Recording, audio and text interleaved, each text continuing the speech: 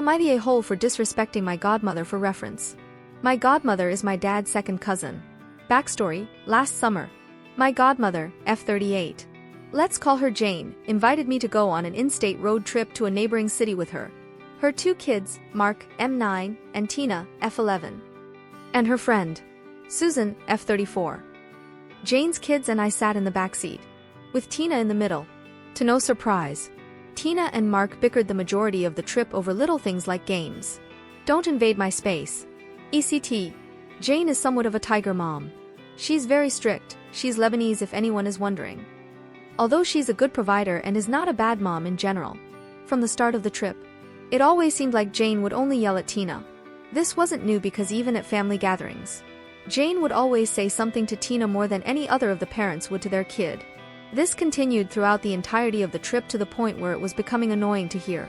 At one point Jane said, "Tina, I swear to God if you don't shut the F dash." She didn't say the full word. Just the beginning of it. I tried my best to always tend to Tina to make sure she was okay, but she said she was used to it.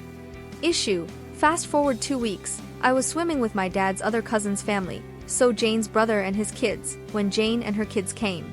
We were all hanging out until Jane yelled at Tina about something trivial. I then asked Tina, "Is your mom ever nice to you?" This caught her off guard and she didn't really respond. The next day, we were all saying hi at church, but Jane and Tina were distinct from me. Part of me knew why, but I didn't want to assume. I talked to my dad's niece about it a week later and she said she talked to Jane and Jane told her that what I asked Tina was very disrespectful and not my business. I told some other people this story.